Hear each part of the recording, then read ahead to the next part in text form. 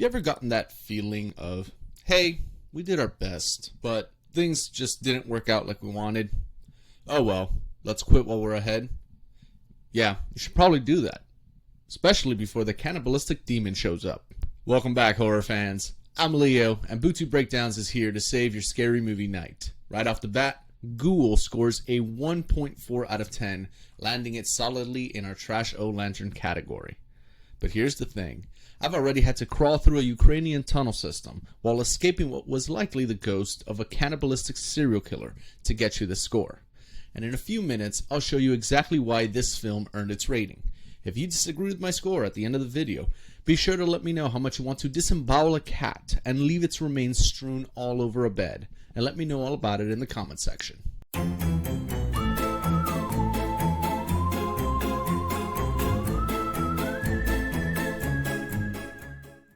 This story begins with three American documentarians who traveled to Ukraine to film a documentary about cannibalism during the Holodomor famine.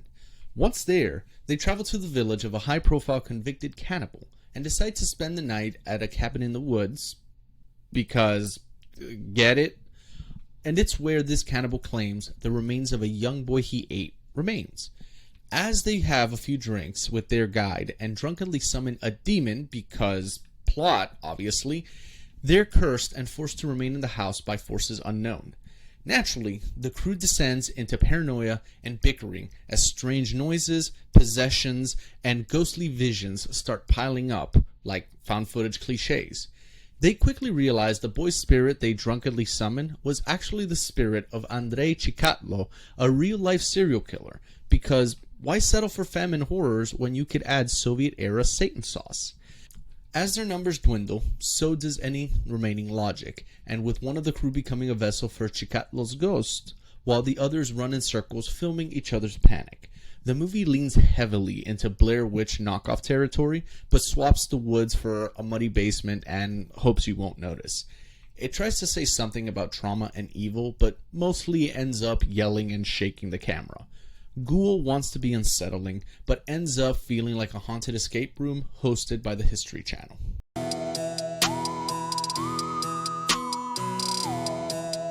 When I first heard about this movie, it was sold to me as one of the top 10 scariest movies on Tubi.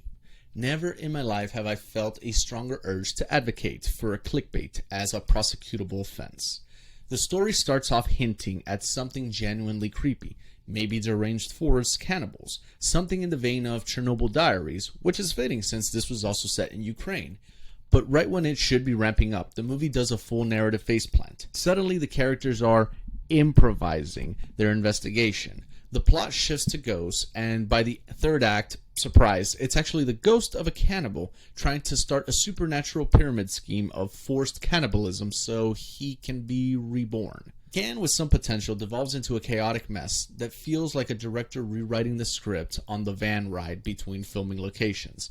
There was a real opportunity here to lean into the faux documentary style and explore the horrors of desperation and survival. But instead, we get a ghost possession, sloppy lore, and a tone that bounces around like it's afraid of commitment. Story quality scrapes in at a 2 out of 10.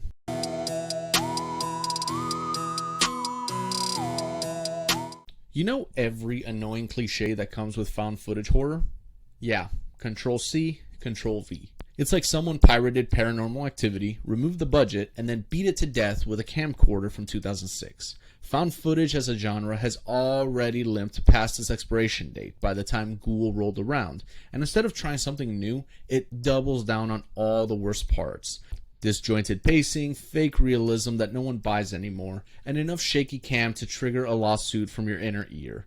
The flow of the story exists in theory, but it's duct taped together with the cinematic equivalent of spit and crushed dreams. Every transition feels like someone sneezed on the editing timeline. The movie doesn't build tension, it just flails until it face plants into a climax it hadn't earned. I'm giving the pacing a merciful 3 out of 10, and only because I didn't fall asleep. But I strongly considered it.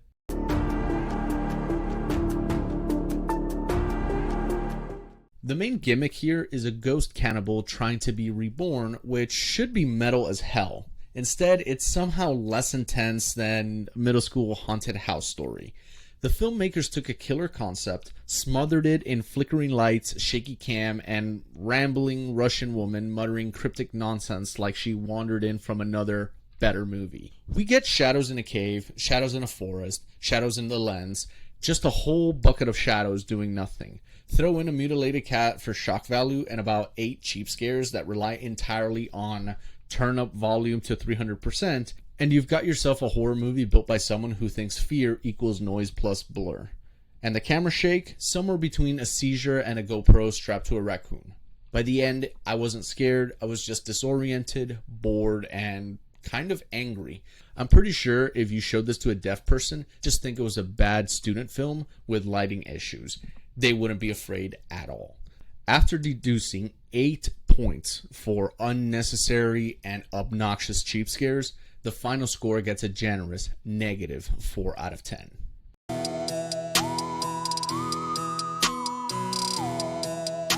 Now there are some fun nuggets buried in this mess, even by found footage standards. The cat torture illusion at the beginning was surprisingly well executed. Not disturbing, just mildly amusing in a, look what they pulled off kind of a way. Ina, the psychic, actually gives the film its only semi-grounded performance, and when she gets possessed and starts screaming in Ukrainian while someone translates, it weirdly works. That bit felt like a haunted UN meeting, and I kinda liked it. The pentagram cup ritual was serviceable, and the ghost figure chasing them through the forest in the third act, genuinely cool. But because the found footage format, the cool stuff only shows up in a blink and you'll miss it shot, smeared in shaking cams and darkness. With more stable direction and fewer concussions, this could have landed a much higher score. As it stands, fun gets a very average 5 out of 10.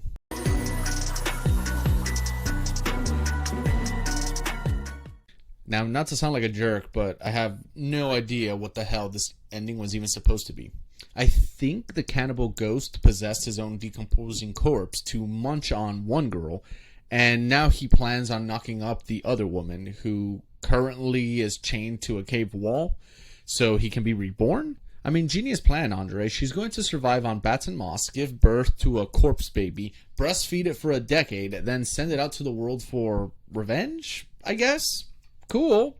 Totally airtight. It's like the writers realized they needed an ending and just scribbled LOL something spooky on the margins and called it a day. Yes, the final death had a little bite to it, literally, but it wasn't really enough to make up for the rest of the narrative implosion. Ending gets a confused and well-deserved 1 out of 10. So that's Bootube Breakdowns' take on Ghoul. Averaging our scores gives this movie a 1.4 out of 10, which lands it in our Trash O Lantern category.